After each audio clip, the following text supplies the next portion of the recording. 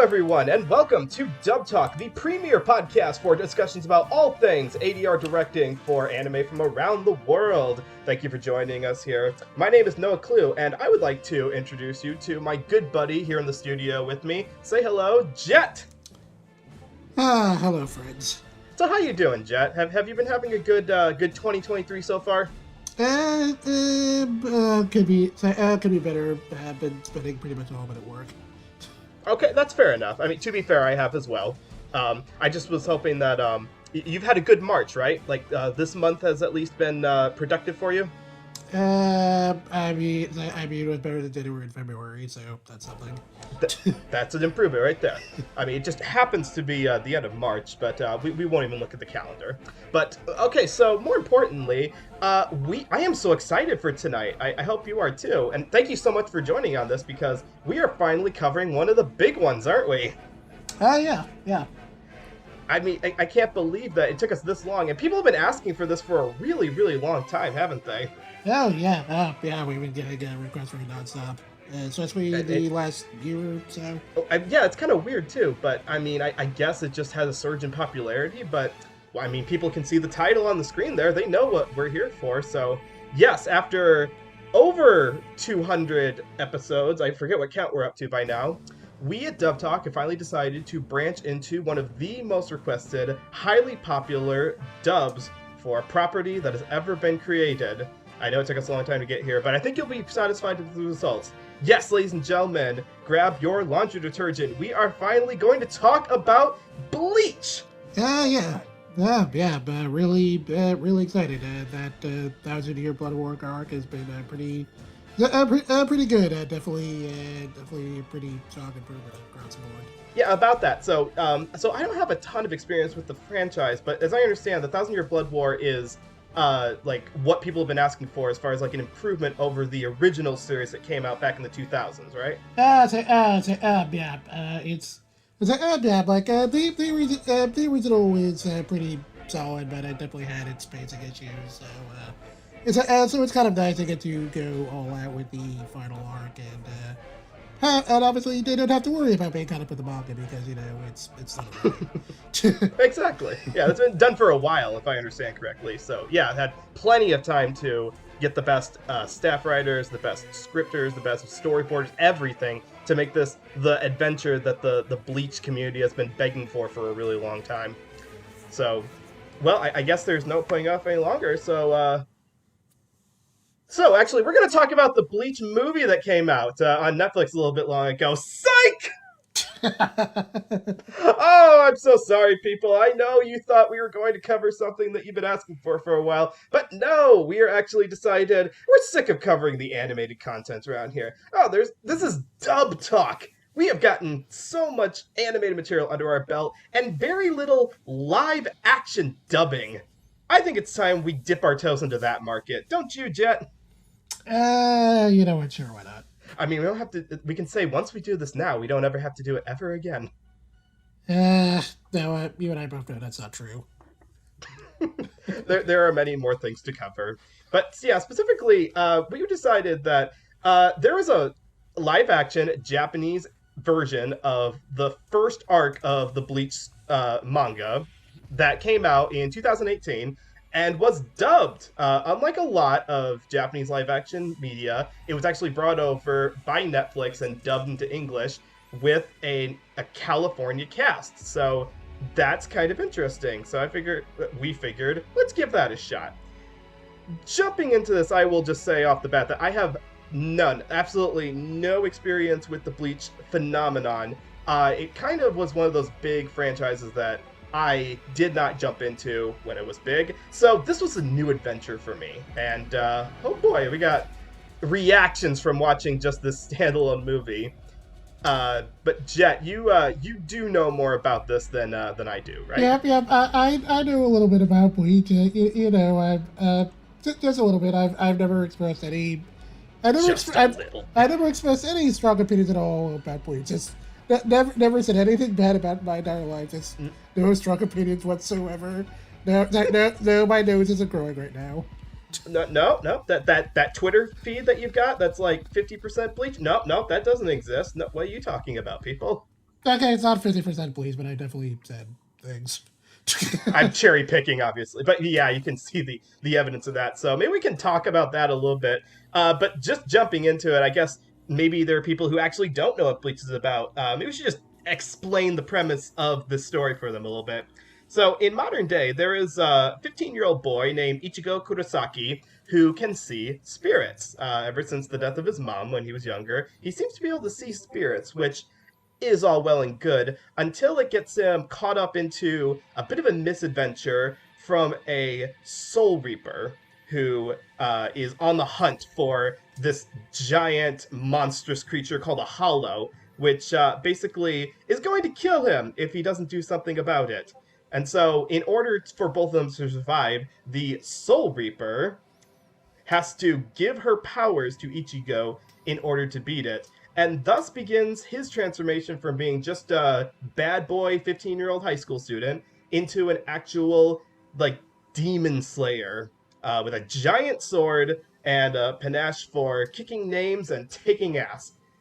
And in almost all of this, they're also caught up in a society of soul catchers who can also see spirits and have to fight them off. And through all of this, well, this movie covers what turned out to be a very fruitful franchise overall. Yeah, it's still going somehow. Sure. But focusing on just this, it's not unusual for Japan to make live action adaptations of popular anime. We've gotten ones based on a couple of different franchises in the past. It's just kind of interesting that this is the one that seemed to have gotten the most attention over here in America when it comes to getting a Netflix dub, and I think Netflix was actually a producer on this as well. So that's why we were able to see it so readily, and you can go watch it right now on Netflix. Yeah. Netflix has had a hand in like a few of these here and there. So I get and Bleach is a pretty recognizable name, so I guess they figured this one was safe enough to work with. I suppose it just seemed a little odd that they decided to adapt a story that I feel like was 10 years past its prime when they made it into a live action movie. So, but then again, we're getting a wire back to Yu Yu Hakusho in like a year, so yeah. I mean, we're also living through the age of Disney live action adaptations of movies that came out 50 plus years ago, so maybe I shouldn't be throwing rocks. Sebastian looks so weird. Don't even remind me. Maybe that's a discussion for another April Fool's Day. But getting back on topic of why we're even covering it for this podcast, yeah, rather than just release it on Netflix with the original Japanese audio and subtitles only, which is a perfectly fine way to watch it, they apparently wanted to go for a wider audience and decided to dub the movie. So we're going to talk about all of the actors who dubbed over all of the movie. And we're not going to spend a lot of time talking about, like, lip flap problems or it's like, that's not convincing at all, because it's not going to be as convincing as anime lip flap dubbing when you do live action dubbing. That's a worn trope. We're not going to spend a lot of time focusing on that, folks. Yeah. Yeah. Well, we are going to talk about those. We're going to talk about the ADR director, the scriptwriter, and the cast that followed. So, as far as ADR direction and staff overall, this was dubbed over in Studiopolis, and you know what that means? Possibly. Actually, I'm not sure if everyone knows what that means, but it does mean that our director is going to be one Jamie Simone, and our scriptwriter is going to be the legendary Artwright Chamberlain. I say legendary because both of these people have been around for quite a while. I think that Jamie's experience has been a little wilder in terms, like, he's got a wide range of things that he's directed. Like, just to name off some, he directed the Afro Samurai anime.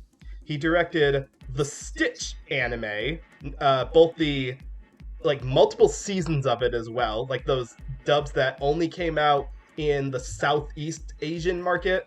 And, interestingly enough, he's also directed the English version of When Marnie Was There, the, as of now, latest Studio Ghibli film. And Artwright Chamberlain has been around the block quite a bit because he's been writing and directing for anime for a very long time. To give you an idea about how long he's been in the game, He was one of the scriptwriters on the original Digimon Adventure TV show, and he came back for the Tri movies.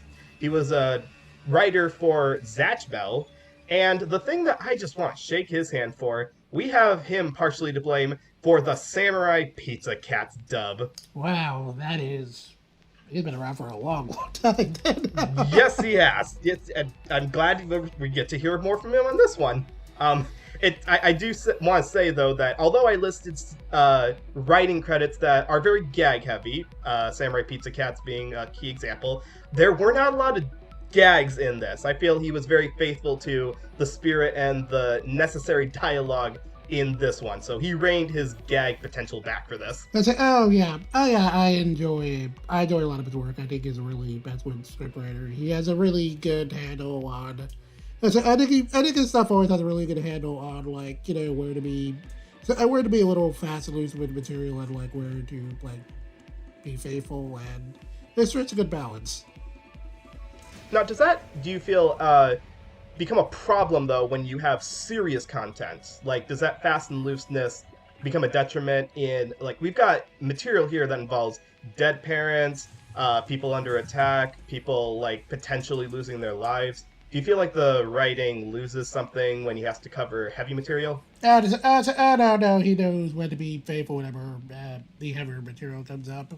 But mostly when I'm talking about being fast and loose, it's mostly like every now and then you get, like, you know, maybe a snarky one-liner whenever there's something comedic going on. Yeah, I don't know if this was in the original or if this was his own idea, but one character says, "It's time to Ichigo." Like he makes a pun out of Ichigo's first name. I mean, I did have the subtitle script on, so I don't. Actually, no. I am pretty sure that's something the dub just did. I don't know. I appreciate it, though, because they reserved that for the character that needed it, for the gag, the funny best friend character, rather than the serious military character. As far as the directing goes, did you have any praises or qualms either way?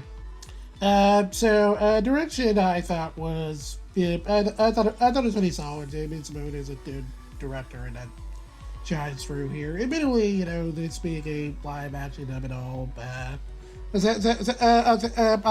obviously there's always going to be a little bit of dissonance there, and that's kind of the reason I usually don't go out of my way to like watch live action dubs normally. But I thought this one sounded, pretty solid. If you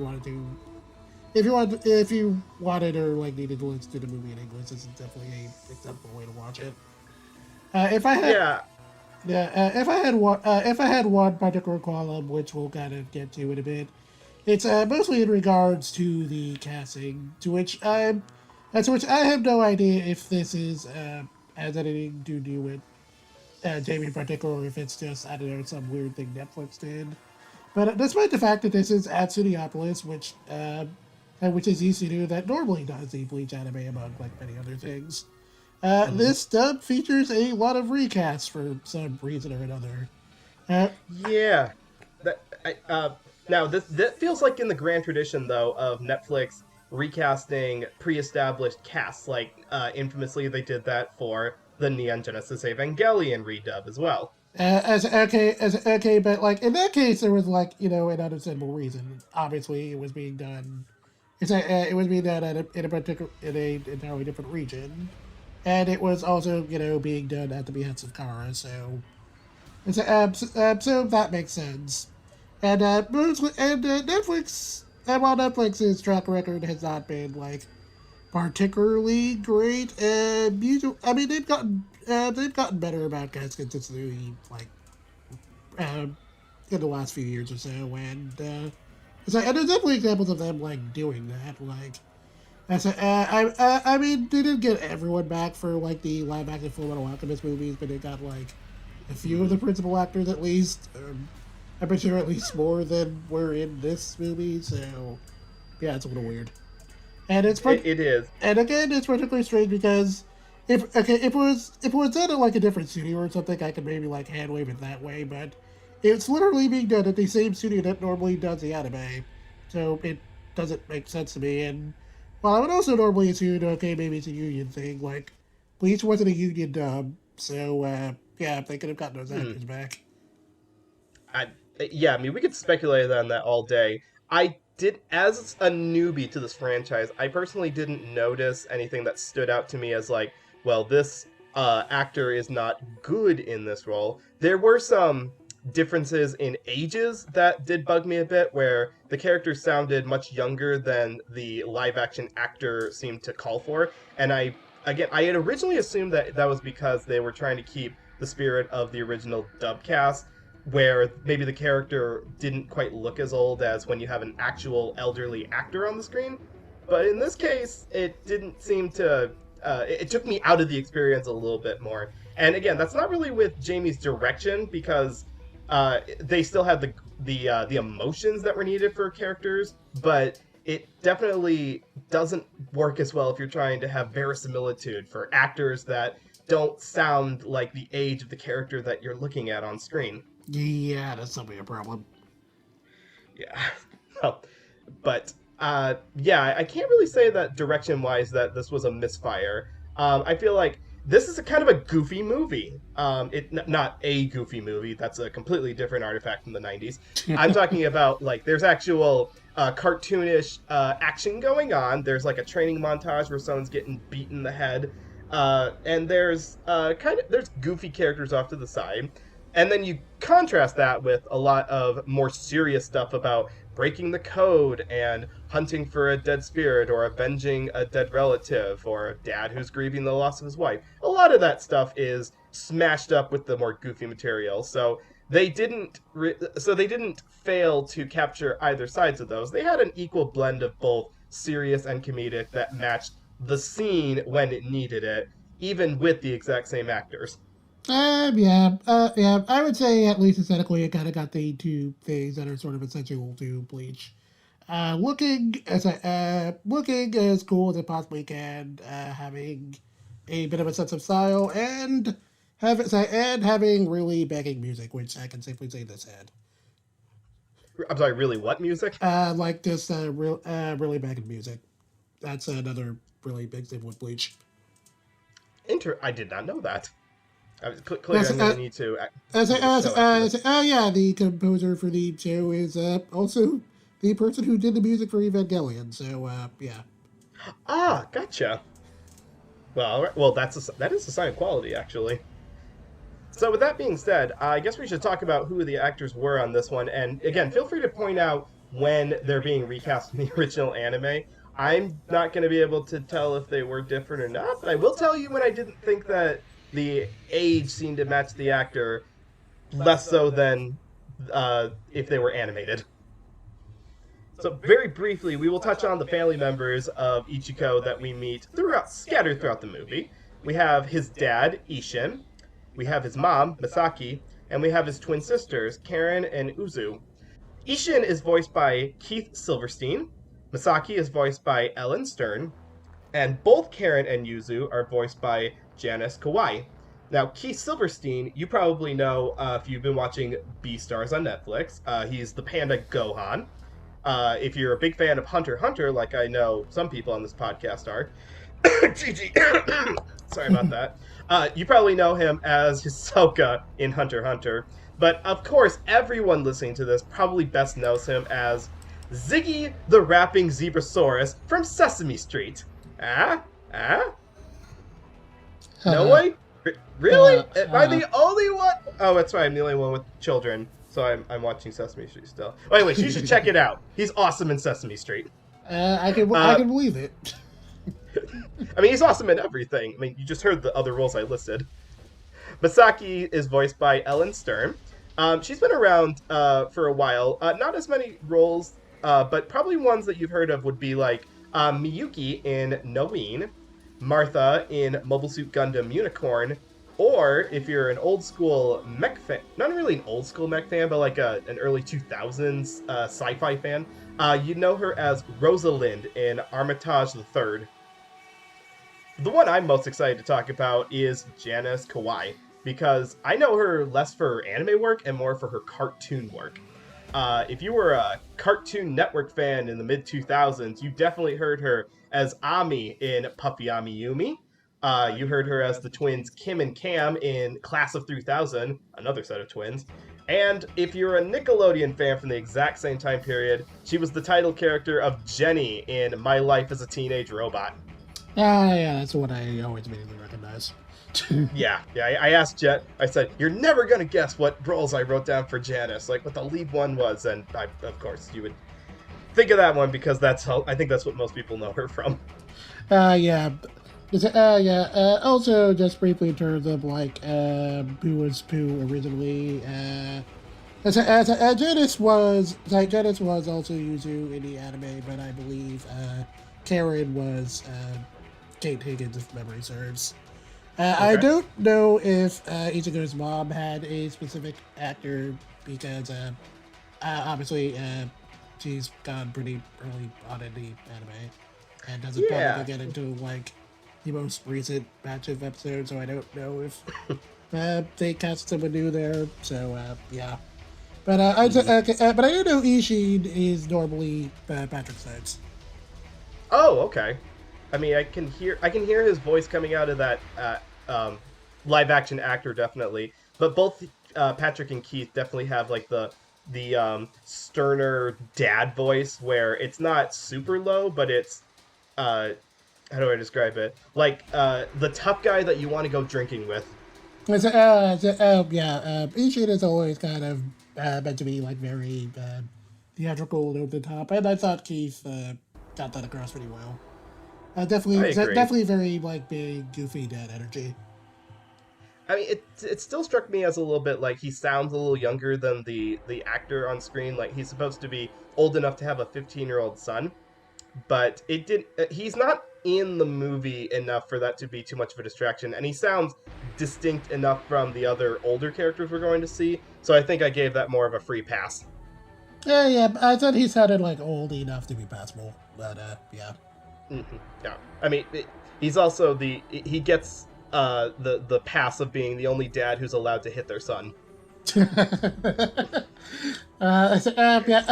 is like a pretty specific character quirk of his. So yeah. Is that like a running gag throughout the series? Yeah, definitely possibilities a few times.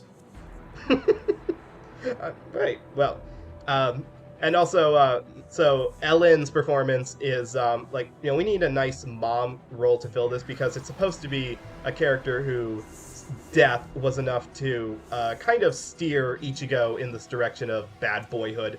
And I think Ellen portrays that very well with like a soft, nice maternal voice that also gets perverted a little bit near the very end when the monster that they're fighting takes on her form just to match with Ichigo. There's a very interesting discussion to have about that specific monster, but you know what? I'm gonna save that for Ichigo. Okay, fair enough. But yeah, that was one where I had very little trouble believing that the voice was coming from the character. So yeah, good job to Ellen for that. And then Janice was just like the most cartoonish sounding of all of them, and I mean that in the nicest way. Because I don't know how much involvement the Kurosaki twins have in like the plot of the original anime, but in this one, I feel like they're just kind of there to give the sense that Ichigo still has like a normal family and is not completely isolated from the rest of the world. That's basically the purpose of the anime and manga too. Gotcha.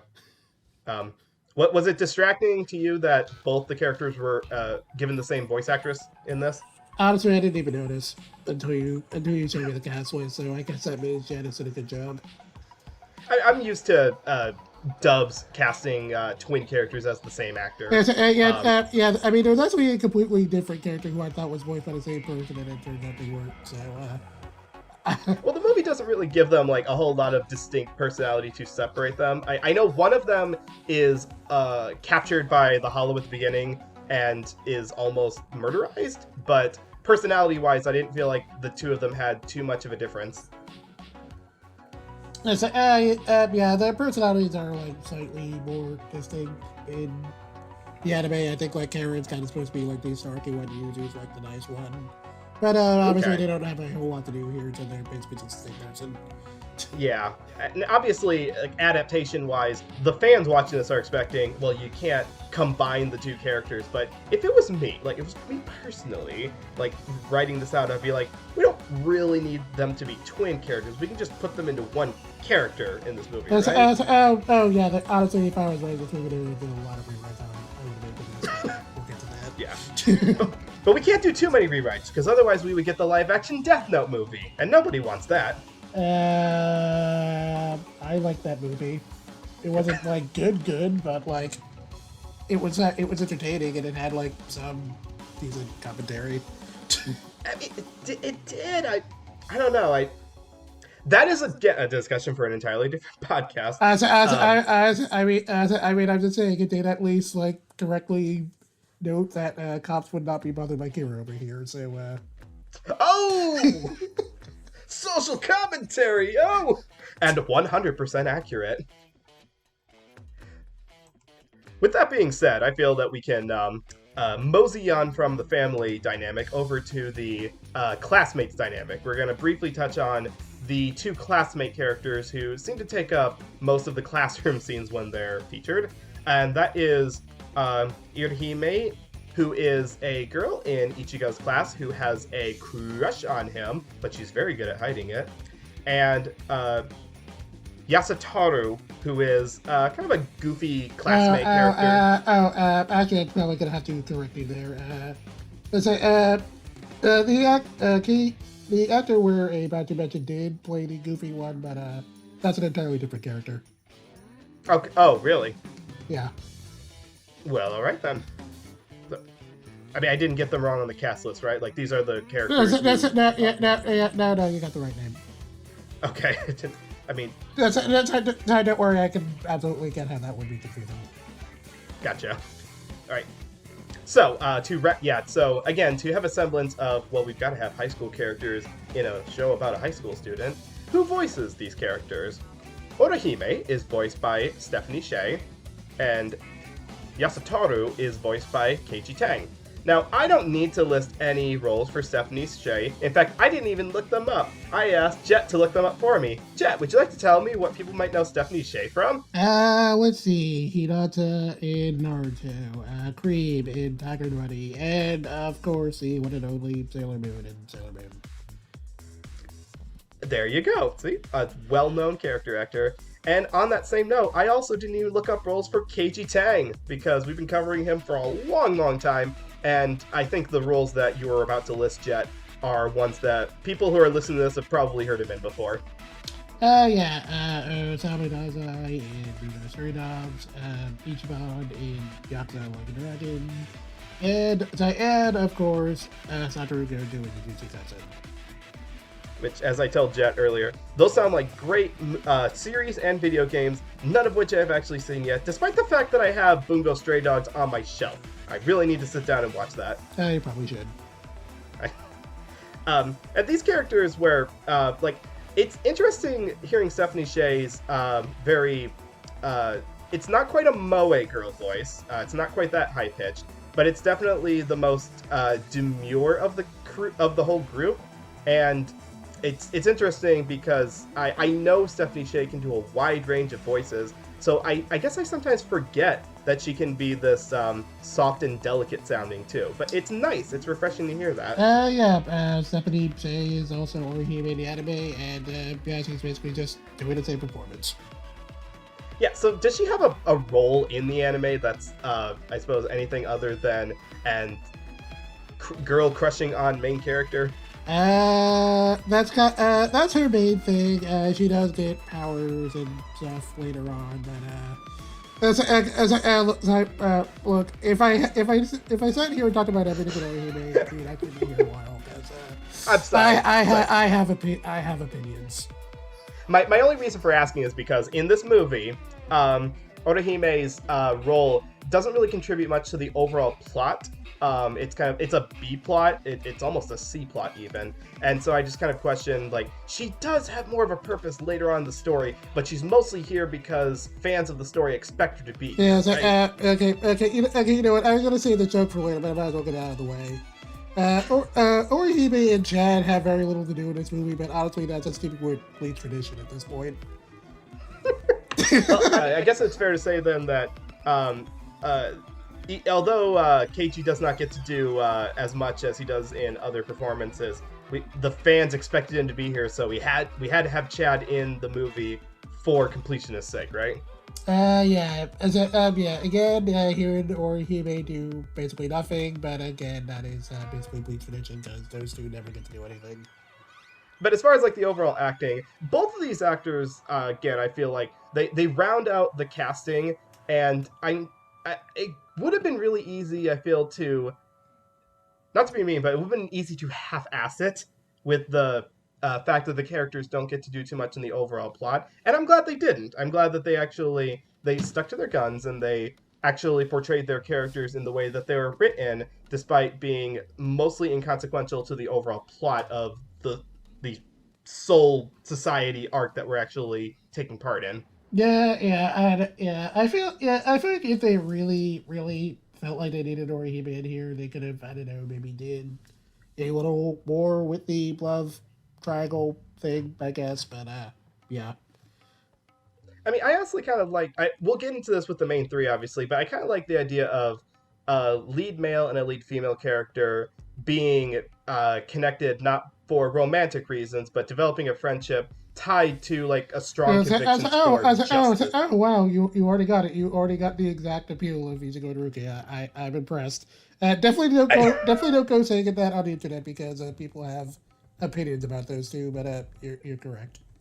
Well, I mean, you're talking to someone who really liked. I don't know if you saw this, but Sony Animation put out a movie a couple years ago called Wish Dragon that had a lead character who basically gets 3 wishes, and his wish is to re-strike up a friendship with an old friend he had, not because he loves her, but because he misses their friendship. And I really like those stories. I like stories that are about characters developing friendships, not necessarily needing to go all romantic, because that's overrepresented.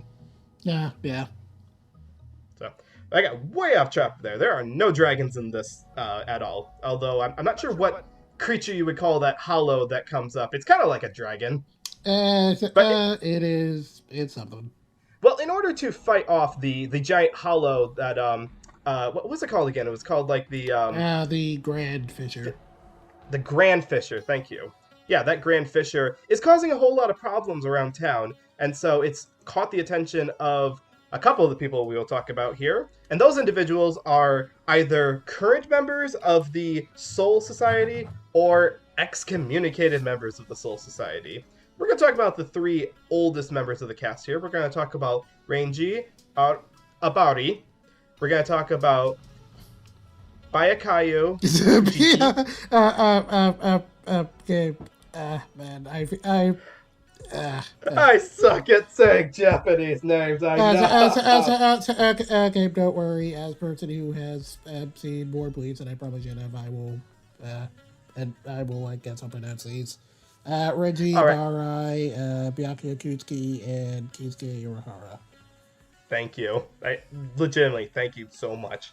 Yes, we're going to talk about these 3 because they really are the conflict kind of driving this whole thing and give us a lot to talk about as far as the way that they handled their English performances in the movie.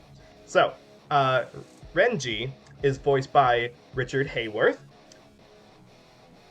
How do you pronounce the one who is the older brother character? Byakuya. Byakuya? Yeah. Okay. Right, thank you. Byakuya is Rukio's older brother character. He is voiced by Greg Chun. And Kisuke is... I don't know what he is exactly. He's like... He used to be part of the Soul Society. Now he's not. He runs a shop. Yeah, they really kind of shoehorned him in, but his whole thing is that, like, yeah, he's excommunicated from the Soul Society. He has like a whole weird, long backstory with that. But basically, he's in the human world. He runs like a little, shop that sells like items that Ichigo will usually use for like his whole substitute soul weaver thing. He also has a couple. He also has a couple of hit kids who usually like come around the shop who I guess got adapted out of this movie because there wasn't enough time to put them in. But yeah. Well, I mean, I'm glad they did write him in because it was nice to have, like, I guess another ally character, whereas Renji and Byakuya were like not like they were like, yeah, we're gonna let Ichigo die. Isn't that gonna be fun? So it was kind of nice that we had Kisuke to not be that way. Who, by the way, is voiced by Doug Erholt. Now, those three that I mentioned, you may know if you've been paying attention to the anime game for a while, especially Richard Hayworth. He's probably the most famous of like the old school anime voice actors who we've talked about on this list because you've heard him in things like Legato Blue Summers in the original dub of Trigun, the original one from the 90s. You may have heard him as Hayato in the Gundam movie trilogy. And just to throw in something fun and goofy that he's also been in, he played King Nosehair in the Bo Bo Bo Bo Bo Bo Bo Bo Bo Bo Bo Bo Bo anime. Ah, it was a classic. As it was. Byakuya is voiced, like I said, by Greg Chun. He's been doing a lot more recent stuff, actually. If you saw the redub of Neon Genesis Evangelion on Netflix, he played Kaji in that anime. If you watched March Comes In Like a Lion, he played Ray's dad. And if you watched Bungo Stray Dogs, you would know him as Ryoru in that series. And then Doug Erholt, who's been around the block for, I feel, quite a while, in the fact that if you look at his cast list, he's been doing stuff since like the 90s, basically. You may have heard him in Digimon as like a handful of characters, but probably best known as the teenage version of TK in Digimon 02. You may have also heard him in, what did I have written down here? I had a couple things written down. Oh, he's Gene in the JoJo's Bizarre Adventure anime. And if you're a big fan of the Fate Stay Night franchise, you may have heard him as Shinji Matao. It's like been around for quite a while. Yeah, and I guess another big one. If you are a Lupin person, he is the current mainstay voice of Inspector Zenigata. That is true. Why didn't I write that one down? I'm sorry about that. And this is where I feel me and Jed are going to get the most divisive as far as like critical, because again, this is kind of a goofy movie with a serious undertone because of the subject matter. So we're willing to accept a lot of um, voice work that may sound a little off because it's not being recorded on set. But as long as the performances are fitting to the scene, that's all well and good. In this, though, we get some characters who look older and don't quite sound the same. And that's the key thing I'm going to say for Doug Erholtz. That is the one where I can tell this is a character who is on the older side, and not just age old, but it's like seasoned. Like he's been through some stuff. And Doug's voice is just a little too young sounding. Okay, to throw Doug a bone here, he is reprising the. He is actually reprising a role from the anime. So specifically, he is the second actor. The first actor was the late Michael Lindsley. May rest in peace. Oh. Doug Erholtz is pretty familiar with the character, so I guess he's just kind of doing the same thing he did in the anime, even if it is a little jarring here since this person to be Mirar is like clearly a lot older. Yeah, so in the anime, did he like have like was he just designed to look a little younger? Yeah, so, not like that much younger. He's not that much younger, but he is kind of like a little, like he's a little scruffy looking, but he looks like maybe like in his 20s, like physically. So they absolutely went with an older looking actor here, which I honestly would have preferred to hear that because again, contrasted with the high school characters, it would have been kind of nice to get like some gruffer, more world weary voices in there, and we definitely got that with the casting, with the Japanese casting. We just weren't quite getting it with the voice acting. Yeah, I can see what you mean there. Again, I'm like used to this part. Again, I'm like used to how he sounds in the anime, so it didn't like actively bother me. But I can see what you mean. The other two, I have slightly more opinions about, partially because these two are precast. Byakuya in the anime was Dan Warren, and Renji was Wally Wingert normally. Okay. Yeah. So did the new voices sound Okay. unfit for the characters? I know Grade Tune sounded a lot like what sounded pretty similar to Dan Warren's performance as Byakuya. And Greg Tune's a great actor, so like I have no. So I know he could do a pretty good job with basically anything, and I thought he did a pretty. I thought he did a pretty good job of what he needed to do here. He always sounds kind of menacing and it's like menacing, standoffish, and like basically just a total jerk, which is definitely Byakuya in the early parts of the story and basically the entire story. So yeah, Greg, good job there. Uh, Richard as Reggie, that one was a little off to me. Again, partially because I'm like a little more used to Wally's performance, which is a little more, energetic compared to this, which again, which it felt like Richard was trying to, I don't know, I guess sound a little more, I guess, scruffier, if that's the right turn of phrase. I'm not sure quite. There was there was definitely an attempt, I felt, with these two to have them sound likable to the audience, as if to say that yes, they might be antagonistic to our lead characters, but do not want you to not like them because they are supposed to be, I suppose, like have good reasons for what they're doing. Oh no! Actually, I kind of felt the opposite. Like Byakuya came off as completely unlikable, which, to be fair, at this point in the story, he's kind of meant to be. And Reggie also kind of felt similarly, which is a little weird because I was like, Reggie's also kind of meant to be a jerk in this particular part of the story, but he's like meant to be at least a little more sympathetic because he has history with Furukia, which is definitely important later on for. Of course. That's it for reasons that. Actually, do you care if I spoil anything for you? No, of course not. Which reasons that are important because me and Ricky actually get together at the end of Bleach, so yeah, that dynamic. What a shock! I am so surprised. You just M. Night Shyamalan my ass. So yeah, I was kind of a little shocked they didn't play him like a little more sympathetically, but this movie is clearly trying to be at least a little more standalone, so I guess it's passable.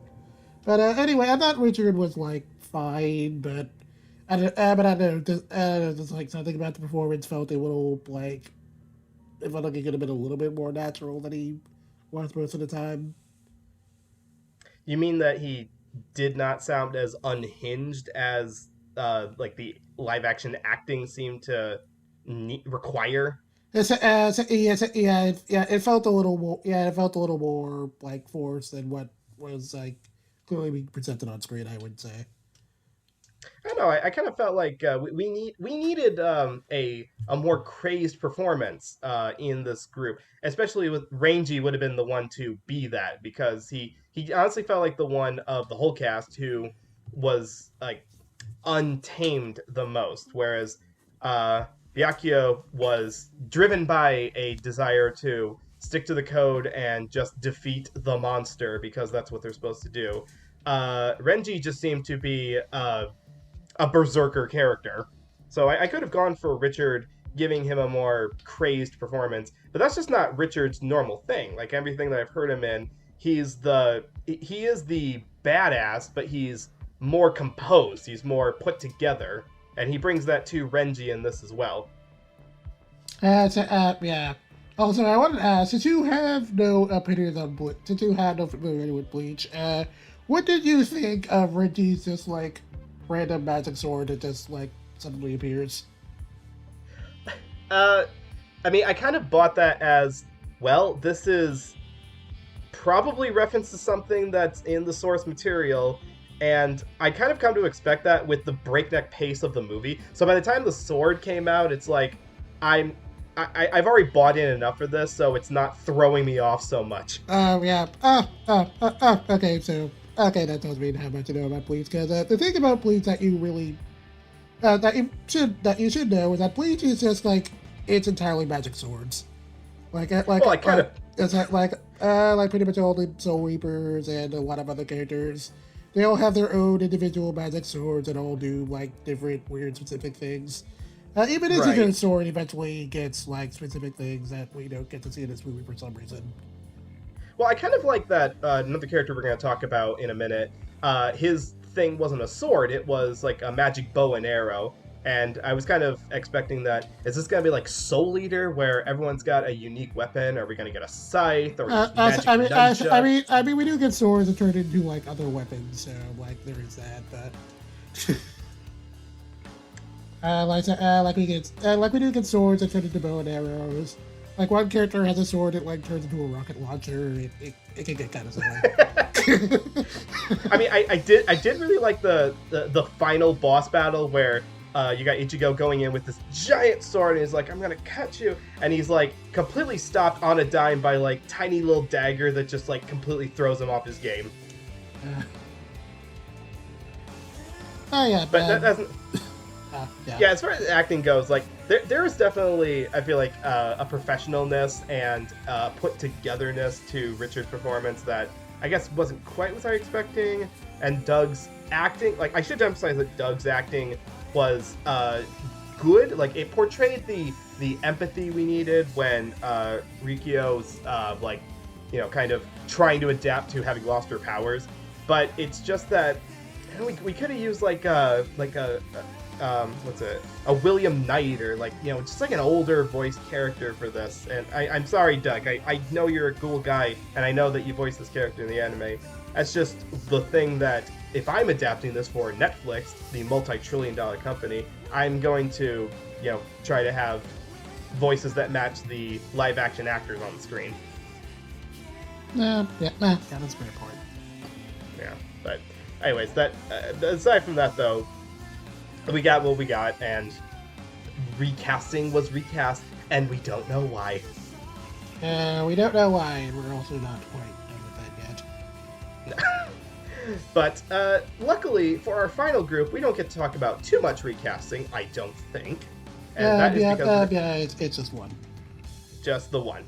So we get to talk about our final three now, the ones who are they on the poster? Well, yeah, there's a lot of people on the poster, but more specifically, the ones who you all came here to see. We're going to talk about our lead characters, Ichigo Kurosagi, who is the good-looking bad boy with, I assume, bleached hair, which is why the show is called Bleach. No, he has orange hair specifically, which is kind of like supposed to be a big thing because because part of the reason he's like always axing is that everyone kind of makes fun of him for having orange hair. But is that why the show is called Bleach? No, I actually don't remember why though. I actually don't remember why it's called Bleach. I think it was like some... There's no reason? Are you kidding me? I think it had something to do with the whole like spirits theme, but am I losing my mind? But I don't remember. Like, it's Kubo, so like it very well could have been. Did the mangaka just go like randomly look around his apartment and see it was down between, okay, we're either gonna call this Windex or Bleach. Which one can I go? Okay, see, you're joking, but I actually could believe Kubo would do that. At least other shonen things, like, it makes sense, the titles, but that's not the point. The point is that Ichigo is here, and he's got a giant-ass sword. And that giant-ass sword was given to him by Rikio Kuchiki, who was the original Soul Reaper. I keep wanting to say Soul Leader, but that's an entirely different anime. And she becomes kind of the reluctant trainer to him throughout the series. And it sounds like they have a lot more adventures in the source material that we will not get to talk about today. But we have to have a third member of this group who, surprisingly, like, we didn't know what he was going to be until it turns out he's got superpowers as well. We've got Uryo Ishida, who is also a spirit seer and becomes an assistant in the final fight to Ichigo as well. So these characters are voiced by, for Ichigo, we have the one and only Johnny Young Bosch. For Rikio, we have Cassandra Morris. And for Uryo, we have Derek Stephen Prince. Now, Jet, you've been around for a while. Have you ever heard Derek Stephen Prince in anything before? Let me see. I don't think... Wait, how much Digimon stuff has he been in? Oh, I don't know. Like the entire franchise since 1999. No, I think there's like maybe one thing. I think there's like maybe literally like one Digimon entry he was not in, but he's in like basically all of them. Yeah, I don't think he was in Cross Wars actually. No, No, I'm looking at his cast list. no, he was in that one. Oh, I must have missed that one then. I But yeah, he's been. yeah, I think I think it was like literally only the Tri movies he was not in, but he was in everything else. Yeah, yeah, he's got a lot of Digimon voice work. He's got a lot of Power Rangers voice work. I mostly know him. Well, I don't mostly know him, but I remember the first thing I heard him in is that if you ever seen Lucky Star, that KyoAni Moe Fest from 2009, he voices all the background women in that show, where the joke is basically that they're like women who are clearly being voiced by a man. So that's where I know him from. Mm. On that same note, Cassandra Morris is a bit of a also popular actor from the West Coast area. You've probably heard her in, oh, I don't know. Like, we want to point out that she plays the nicest talking animal mascot, QB, in the Madoka Magica franchise. That little rat. Yes, that one indeed, who did absolutely nothing wrong. You may have also heard her as Ritsu Tanaka in the K-On! Franchise. And if you are a big fan of Toradora, which I know that Jet, I believe you said that you were, I am not. You probably heard her. I have seen, like, I have watched a dub, and she is extremely good in that one. She is very good as Taiga in that one, but that does not mean that I like the show. That's fair. I disagree with you. I didn't like Golden Time either. I think I'm just not a fan of the way that particular mangaka writes stuff. I mean, I like Toradora, at least from what I remember. I did hate Golden Time, though, so I agree with you on that one. Awesome, but we can be in the same boat on that at least. Sorry, Gigi. Sorry, not one a fan of that one. But what we are a fan of, though, I'm assuming that Jed is going to agree with me on this, is the legendary Johnny Young Bosch, who, if you've not heard him in an anime before, you have. You have. Trust me, you have. You must have at some point, because he's been in some of the everything since he started out as Vasta Stampede in Trigun, and since then he's been in leads like he's been Albert in Gankutsuo. He was the original Ichigo in Bleach. He was the lead Lelouch in Code Geass. He's just been in everything. So Johnny Young Bosch here forever. Yep. And quick note on the note of reprisals. Rukia is normally played by Michelle Ruff, which is actually kind of how I learned. It's actually kind of how I learned this movie had recast, because I actually saw her like complaining about it on Twitter before. That is weird. Because I know Michelle Ruff has been kept in stuff that they have not recast, but they were like how do I voice this? When they were casting Nagato Yuki-chan, the series that was like a continuation of Haruhi, but it wasn't entirely by the same studio, they worked hard to keep the same staff, including keeping Michelle Ruff as Yuki for that show. But yeah, for this particular one, I don't know why, but they recast the lead girl with Cassandra Morris.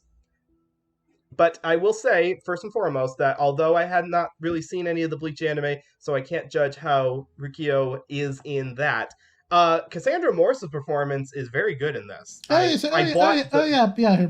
performance is totally good. I had no problems with that on that end.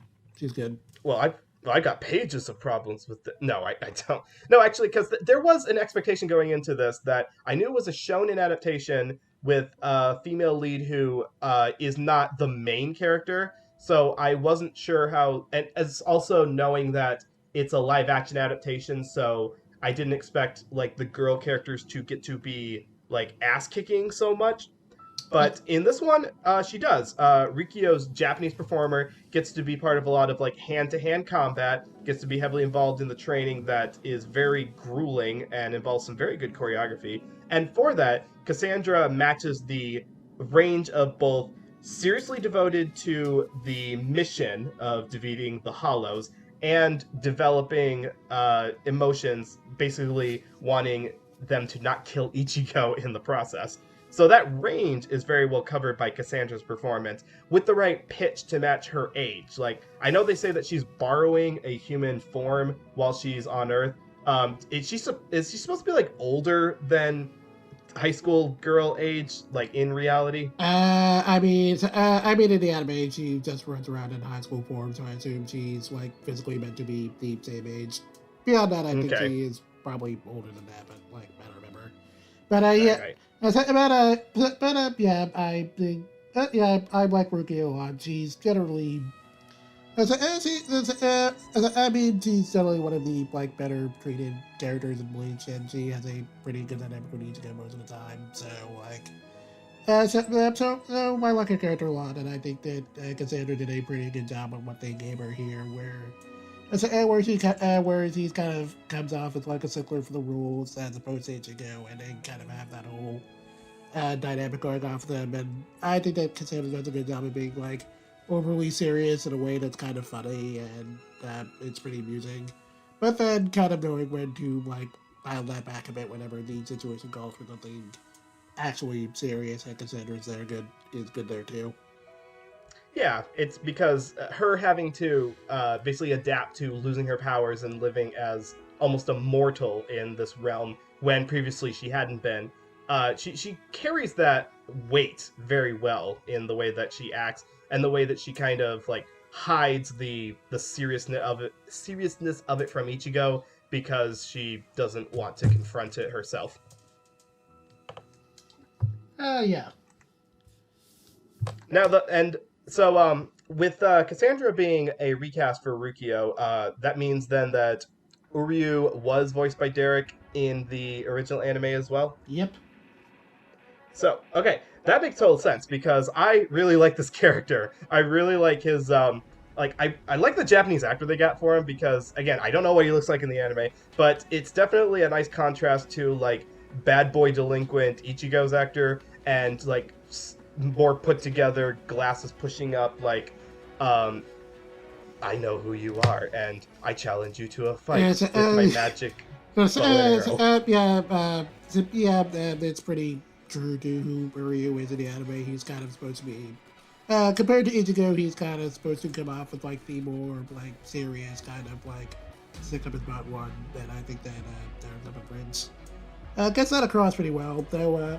Personally, I gotta say that while I like Derek's performance, and it's pretty similar to what he normally does in the anime, but I gotta say that like within the context of this, it's like I said in the movie, Ryu's presence didn't really make much sense at all, honestly. Well, I feel like it. I mean, obviously they wrote it to make sense with like they wrote him here because he needed to be here, but it's just like. Okay, they wrote him here because he needed to be here, and like he does do things that help to progress the plot, but it's just like a lot of his actions feel like really inconsistent. He introduces himself as like a Quincy who has it out for the Soul Reapers, and like again I can sit here and explain Quincy to you, but it would be a while. Just know that the whole things with Quincy's get really silly, and I guess if you again no. Do you care at all about spoilers? Hey man, I don't even turn on my refrigerator. I am totally fine with spoiled. It gets revealed later on in the story that Ichigo is also part Quincy for some weird reason. So, Of course. So, Sure. Of course. So, I can't have a lead character that's not multiple parts superhero. Ichigo is everything. He's like part Reaper. He is part Quincy. He gets some hollow powers. He gets a little bit of everything. That seems to be that's a big trend in a lot of like I've been watching a lot of like older media from like the 90s. Like I just watched the original Tenchi Muyo OVAs, which I had no knowledge of, like aside from the fact that there's hot naked women throughout it. But most of it focused on Tenchi being like both the descendant of a royal space family and also having the power to wield like this super powered sword blade. And I'm like, could you people just stop writing the lead character to have all of the superpowers just once? Can any of you? No? Okay, fine. You're never gonna be disappointed with Bleach, and that's just Ichigo's entire character after a while. Just make everyone like Ash Ketchum, you know? Like, no superpowers. They actually have to get electrocuted in order to gain superpowers. I gotta miss you, Ash. Yeah, he left us earlier. He left us too young. Retiring at age 10 to go off into the great unknown. 10 years and 25 years of experience. What every employer wants. Speaking of what every employer wants, Johnny Young Bosch's performance as Ichigo, I can clearly see why they kept why they cast him as the character to begin with, because nuanced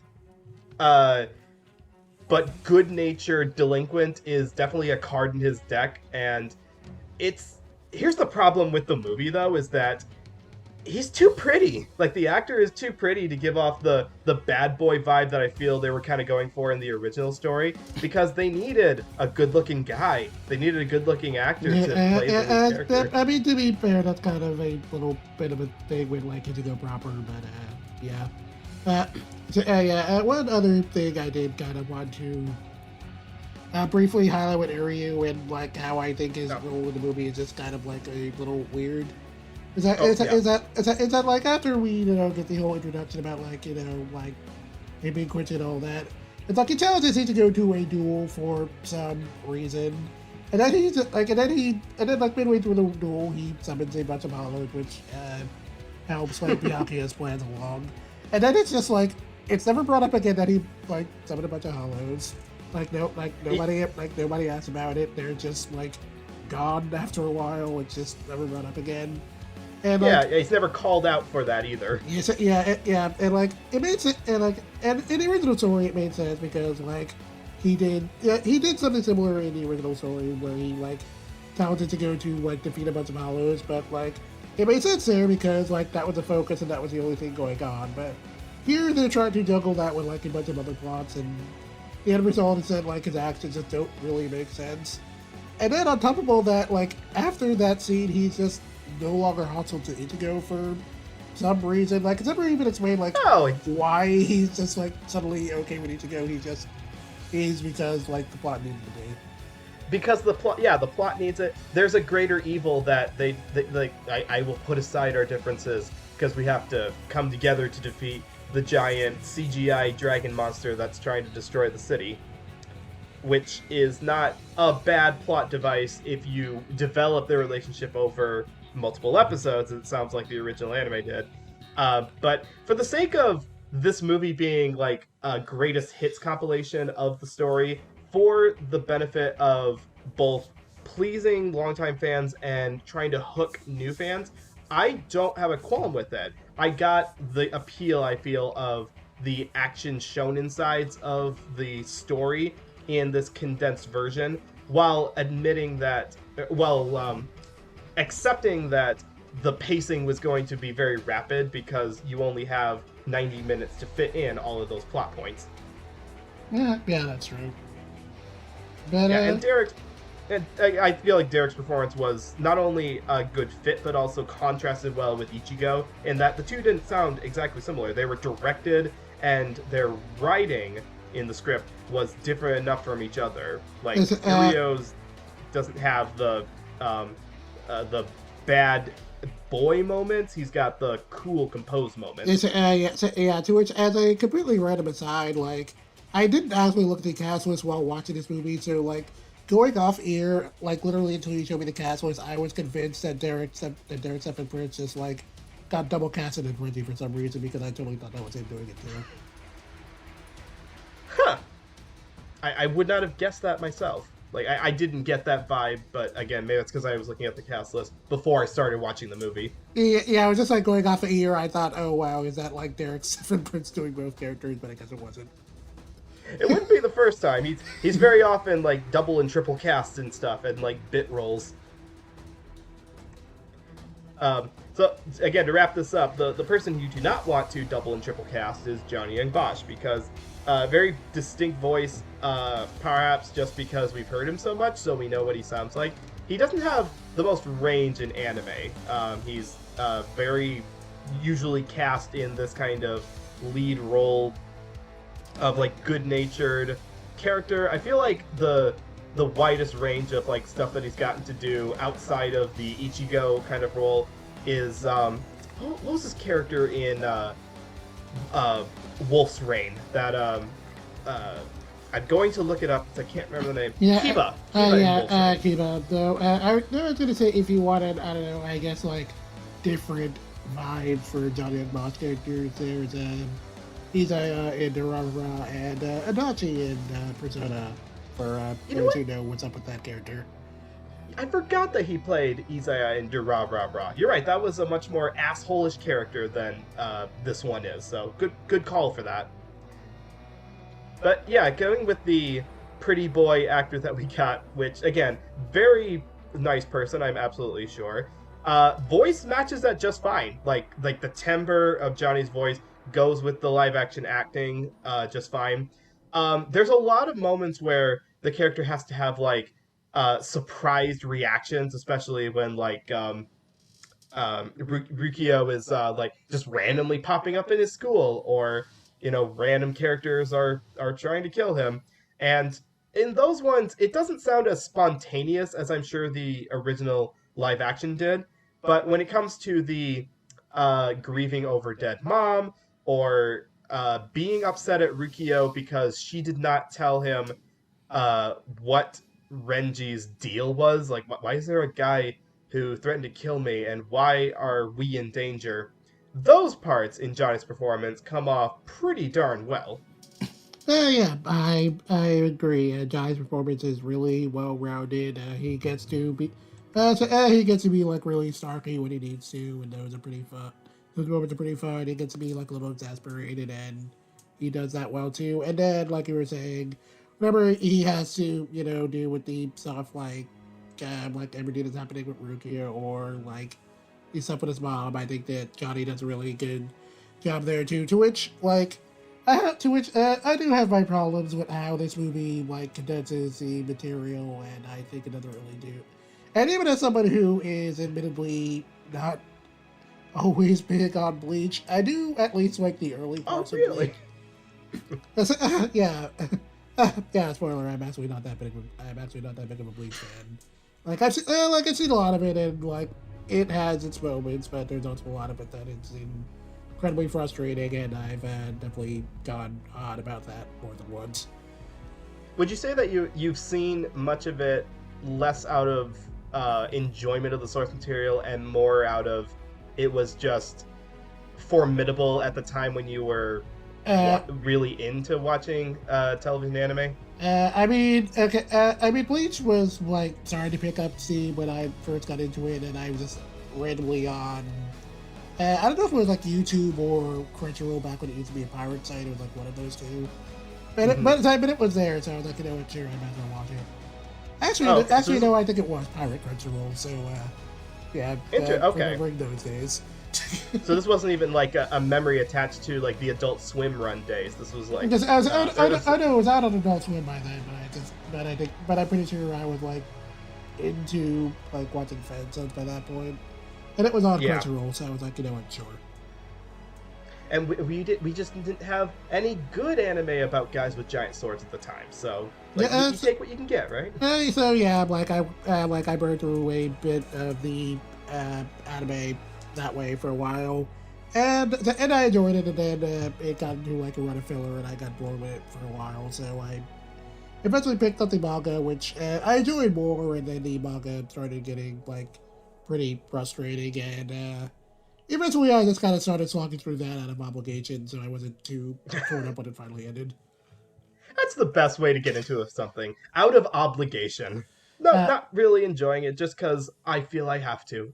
Yeah, but okay, but anyway, kidding. But anyway, that was that was a pretty long-winded bit. But getting back on topic, again, I do have my problems with how this adapts on the material. But there is one decision this movie makes that I am really glad it does, because it is something that frustrated me a lot about the source material. So no, I was okay. So I'm going to tell you, like, the whole Grand Fisher thing is also a thing in the manga, and that it is the hollow that killed Ichigo's mom. So I want you to tell me, Noah, what do you think happens in the manga regarding that character? I'm going to assume that Ichigo gets killed by the giant monster because he can't bring himself to kill something that looks like his mom. But rather than letting him die, the Soul Society characters Yu Yu Hakusho his ass and just bring him back to life on the condition that he helped them as a soul hunter going forward. That is actually wow, that's actually much more creative answer than I was expecting, but no. Oh yeah. Okay, so what happens is Ichigo does fight the Grand Fisher after he finds out it's they hauled it out so he killed his mom. So he tries to fight it. He tries to fight it. It gets away. He vows to someday defeat it so he can get closure for his dead mom and all that. And then Okay. and then like a whole bunch of other stuff happens. Like we learn more about magic swords and the Soul Society and whatnot. And Kubo, I guess, eventually just sort of forgot about that whole thing. So when Grand Fisher finally comes back into the story, it is randomly killed off, not by Ichigo, but by Ichigo's dad, solely so that they can introduce that Ichigo's dad is in fact also a Soul Reaver. Are you kidding me? I am not. Well, why would you kid me? That is some anticlimactic nonsense right there. What the hell? Yeah, I feel the exact same way. Okay, well, I'm glad we didn't get to see that that continuation in the movie. Yeah, so I'm glad that Ichigo actually got to defeat it in this one because, he should get to have that closure. And that's how you end a movie. You introduce the monster, you train, you have a Rocky montage, and you kill it at the end in the third act. That's how these things go. No one told Kubo that apparently, but yeah. Editors, what are they good for? Well, I do feel that to get into the final thoughts on all of this, that if their intention was to match the tone of the Japanese movie, completely disregarding the anime, just match the goofy, hyper action, yet still emotional tone that the Japanese movie was going for, the Japanese cast made some missteps in the actual casting and did lean more towards the goofy side than the serious side, just by the nature of having to overdub pre-existing live-action material. But as someone who's never seen anything Bleach related and only knows about the major plot points by watching manga critics on YouTube from like 10 years ago, this was a perfectly good segue into the major franchise. Like, I can see why there was an appeal for this, and I didn't feel left behind as far as like the major plot points. I'm glad I saw this. I had heard pretty decent buzz about this, and people were saying it was one of like the better live action adaptations. Which is an incredibly low bar to clear. Yeah, and now that I've seen it, I can say that yeah, it remains an incredibly low bar. It is like, it is definitely better than some of the other ones, but that really isn't saying much. It's like, it's watchable, but it has its problems. It has in terms of an introduction for Bleach, if you wanted to, I don't know, get like a condensed version of the early story arcs, it's passable, but like as a standalone movie, it has like a lot of structural problems. True, but would you say that the dub, like the actual the English voice actors, the whole purpose of this podcast, that it passes the mustard for recommendation? Oh yeah, the dub is fine. If you wanted to watch the movie with the dub is. The dub is perfectly functional. It will definitely get you through it. Just there is a caveat that it does not have most of the original cast for whatever reason. So if you're a fan of those actors, you're out of luck, I guess. Mm-hmm. And I'm sure there is a long story about that behind the scenes. I'm not sure how much that bugged a whole lot of like the hardcore Bleach fans, because I feel like a lot of people would have at least been happy that, hey, we get a return to what we consider to be some of the better parts of the Bleach story. It's funny you say that, because I'm pretty sure, like hardcore Bleach fans love the later parts of the story. Folks like me who are more cynical towards Bleach enjoy the early parts of the story.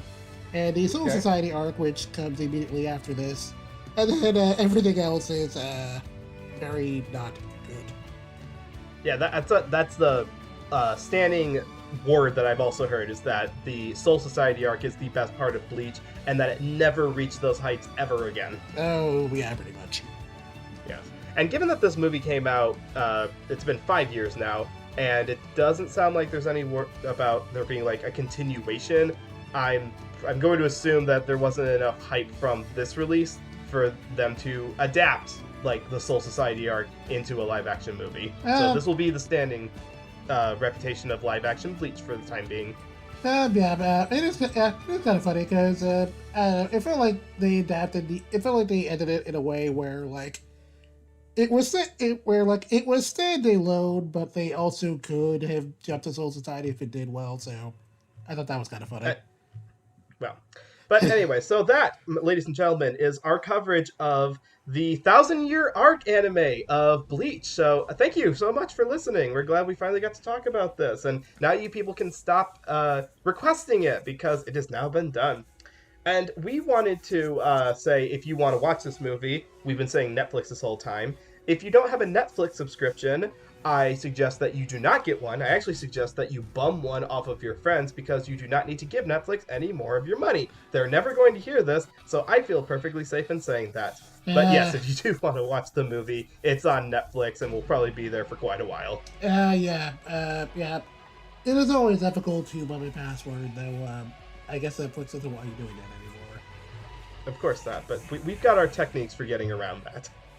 Now, if you want to enjoy more of this podcast that you have been listening to on this lovely April Fool's Day, we are the Dub Talk Podcast. You can subscribe to our YouTube channel, or if you're listening to our audio-only feeds, we have those at Podbean, Spotify, Apple Play, all the fun places where we post the audio-only versions.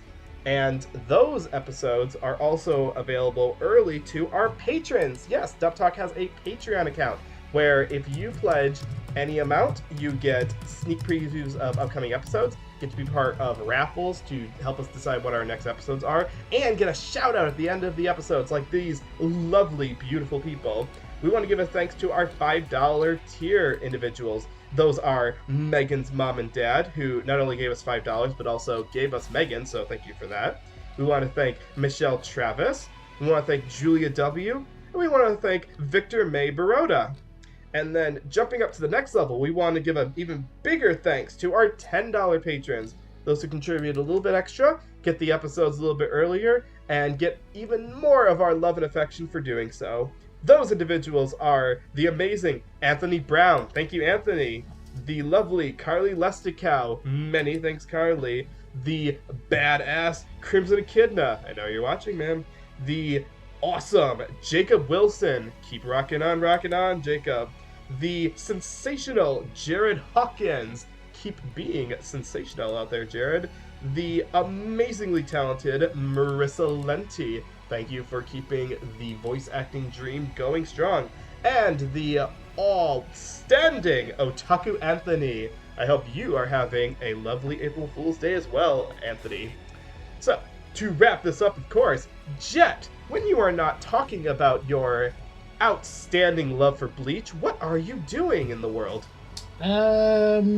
Usually I'm on Twitter at Demanding, where I will usually be talking about other things besides Bleach, like I don't know, like whatever manga I'm reading, like I don't know, like Dot or Favorite or something. And then I guess like whenever I'm like not doing that, I'm also on another podcast OA, where we're usually like talking about anime and manga news alongside fellow Dub host Andrew. Yeah, and then aside from that, I do some writing occasionally. Written a couple of things for ANN, and then somewhat recently I did a thing for Anime Feminist going into the whole history surrounding the Ghost Story stuff, and the greater competition on localization regarding everything with how rocky that actually is. You were saying, like, you talk on Twitter about the latest things that you're interested in. Looks like you were talking about Penguin Drum recently, so I'm sure we should put that on the calendar for next thing to talk about because I'd love to pick your brain on Penguin Drum and its dub Uh, sometime. yeah, I'm literally just waiting to see if it turns out that Sentai dubs the recap movies now that we know they have them. But I really I hope they really do. hope I so. really hope they do because the TV series dub is very not good. So It's not. It really. It's. I have a personally. I have a very like low threshold for like qualities of dubs. That, like I'll listen to it if it's okay, and I couldn't even do that for Penguin Drum stuff. I had to watch it in Japanese. I hear you there. They really need to get that a new dub. Maybe one day. Maybe with that recap. You can follow me on Twitter at NoahClue, discussions about animation from around the world, because they make it more than just Japan and America, they make it everywhere. I've been really getting into a lot more of the periods of Eastern animation, of like Russian animation recently. Like trying to separate the political movements of Russia's like government and how that influenced the art that they made. There's this really amazing multimedia movie based on a play that was made in like the 1960s. I'm trying to remember what the name of it is. So, if you want to watch like a really wild Russian movie that is made of like multimedia animation, it's got like stop motion, hand drawn, glass animation. Check out the movie The Bath that was made in like 1965 or something like. No, 1962. That's when it was. That's what I like to talk about on my Twitter account. Nothing to do with this movie at all. So I think we've talked this all well enough. And if you're still here after not getting mad at us for April fooling your ass with that thumbnail and pretending we were going to talk about the anime, oh, you're so silly. But if you do, type the code word into the comments. Let us know you got this far. What should that code word be? Let me think here. Something tied into this movie here. I don't know. I guess for anyone familiar enough with Bleach, I don't know. Just put bankai in the chat. I don't know. See, that would have been the easy thing. Like, giant sword, like, that would be too easy. But yeah, I guess you're right. If you made it this far, just type Bankai in the comments somewhere, and we'll know that you were an awesome person who got this far. Thanks for. Thanks for what? Thanks for listening again on this one, folks. Yes, thank you. And thank you, Jet, for agreeing to be part of this shenanigans. It was a really difficult job trying to get us all together. Glad I got to do this one with you. It was a lot of fun. Yes. Anyways, you guys have a wonderful weekend, a fantastic April Fool's Day, and we will see you back to our regularly scheduled program eventually. Aloha and otakuwa, my friends.